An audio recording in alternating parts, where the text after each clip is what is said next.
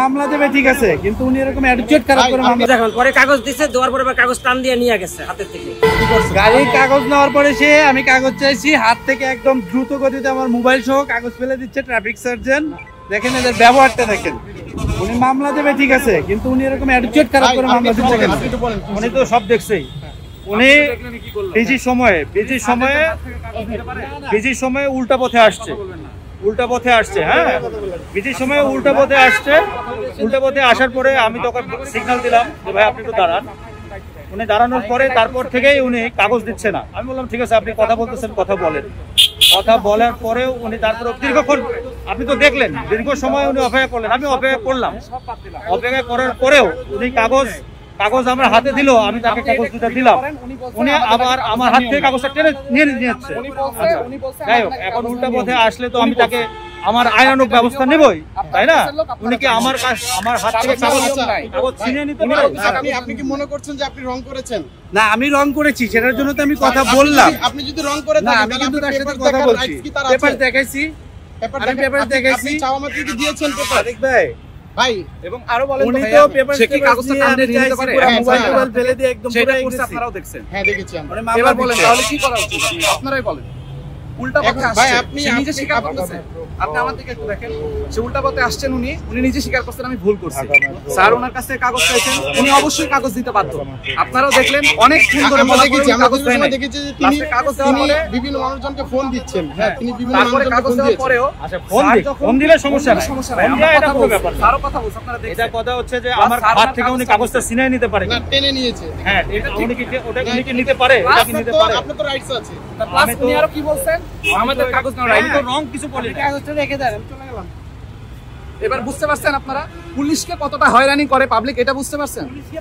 ভাই আপনার তো কোঅপারেট করা উচিত ভাই। যদি আপনি রং করেন, শুনুন আমি কাগজ দিয়ে গেছি, উনি মামলা দিলে দিক, আমি রং করছি মামলা দিয়ে দিক। না আপনি মামলা স্লিপ নিয়ে যান, আপনি স্লিপ নিয়ে যাবেন। স্লিপ নিয়ে যাবেন না, মামলা স্লিপ নিয়ে যাবেন। না না, আপনি এখন নিয়ে যাবেন, এখন প্রস্তুতি নিয়ে যাবেন কেন? আপনি কেন আপনি এখন নিয়ে যাবেন ভাই, পরে না, এখন আপনি নিয়ে যাবেন।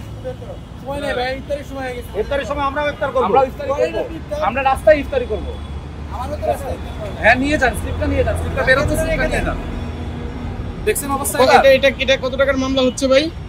এখন মামলার মেশিনে বের হলে যদি পূর্ব মামলা খেয়ে থাকে, তাহলে উল্টার পথে যেহেতু আসছে, সেহেতু আমরা 2500 বা 3000 টাকা মামলা আসতে পারে। বাট এর আগেও যদি উনি একই ধারায় অপরাধ করেন, তাহলে মামলা দ্বিগুণ হয়ে যাবে। আচ্ছা আচ্ছা, আমরা দেখেছি উনি কোঅপারেট করে নাই, আপনাদেরকে সহযোগিতা করেন, এটা আমরা দেখেছি। আমরা যথেষ্ট পরিমাণ শান্তভাবে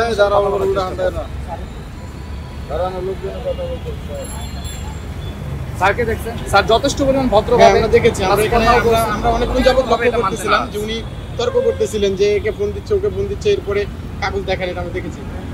কাগজ দেওয়ার পরে হাতে টানে নিয়ে গিয়েছে, এটা কিন্তু মোটেও কাম্য নয়। কাগজ দেখা রাইট। ভাই আপনি কি কাগজ নিয়ে যাবেন না তাহলে? উনি নেক্সট ডেতে নিব, আমি কাগজ রাইখে দিই। এই অনুযায়ী তো আপনার নিয়ে যাওয়া উচিত ভাই। কাগজ আমার অফিসে গেলে আমি কাগজ নিতে পারবো। ভাই ভাই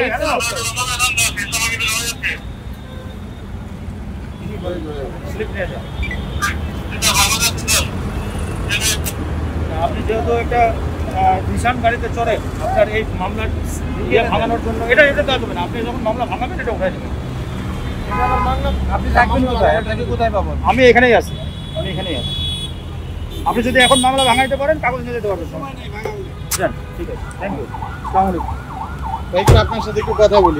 এই যে আমরা দেখলাম যে আপনারা ইফতারের আগ মুহূর্তেও এখানে দাঁড়িয়ে আপনারা সেবা দিয়ে যাচ্ছেন, কিন্তু এর ভিতরেও মানে নানা রকম বিভ্রান্তকর পরিস্থিতির ভিতরে আপনারা পড়ে যান। হ্যাঁ, এই যে এখন একটা অপ্রীতিকর ঘটনা আমরা দেখলাম, যে আসলে এটার সংক্ষিপ্তটা একটু বলবেন শুরু থেকে কি হয়েছিল? আচ্ছা, এখানে আজকে এমনিতেই বৃহস্পতিবারে ছুটির দিন, পর আগামীকালকে এমনিতেই প্রচুর প্রেসার থাকে রাস্তায়।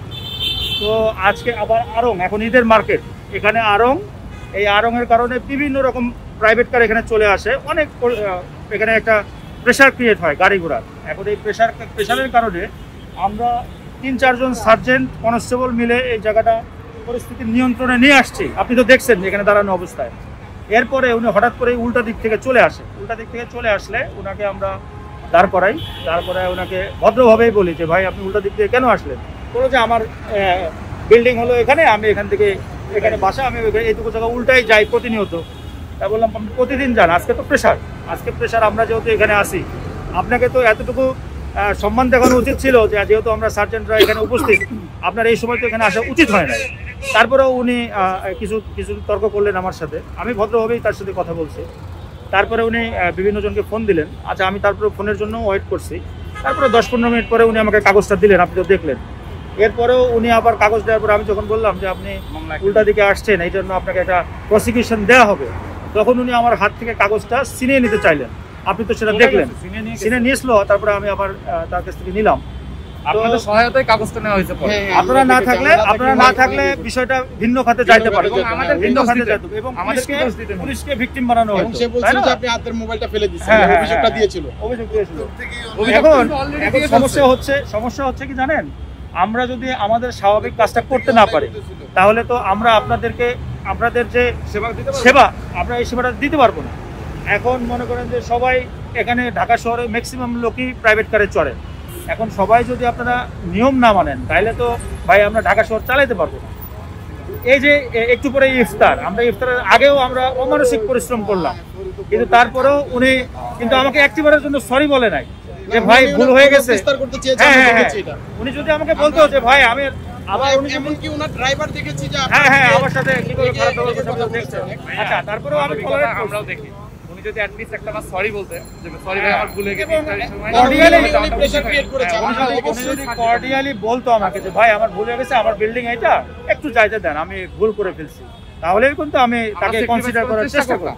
কিন্তু তার মধ্যে কিন্তু কোনো রকম এই ইয়াটা দেখি নাই আমরা। আচ্ছা ভাই, আমরা দেখলাম আপনি কিন্তু এখানে ছিলেন।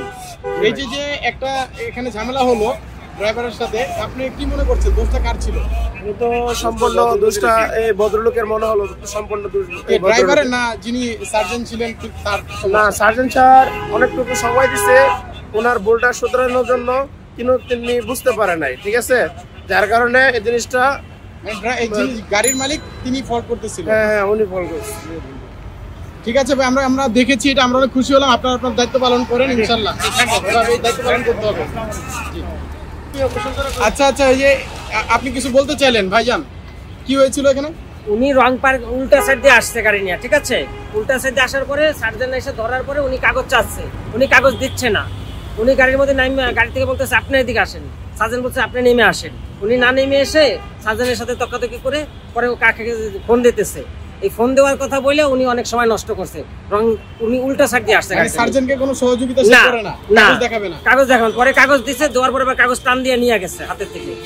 সার্জেন্টকে কাগজ দিয়ে আবার কাগজ টান দিয়ে কাগজ নিয়ে গেছে, আমরা সেটা দেখেছি। হ্যাঁ, কাগজ নিয়ে গেছে। আপনি দোষটা মনে করতেছেন ড্রাইভার, মানে গাড়ির মালিক যিনি ছিলেন তারই দোষ? হ্যাঁ, গাড়ির মালিকের দোষ, এটা যার গাড়ি তার দোষ, সে তো উল্টো আসছে, সে তো রং আসছে। এবং গাড়ির ড্রাইভারকেও দেখলাম যে তিনি সার্জেন্টের দিকে তেড়ে আসছে। হ্যাঁ, তেড়ে তাকাচ্ছে। এটা হচ্ছে ওই গাড়ির মালিকের, গাড়িওয়ালার দোষ, সার্জেন্টের কোনো দোষ নেই এখানে।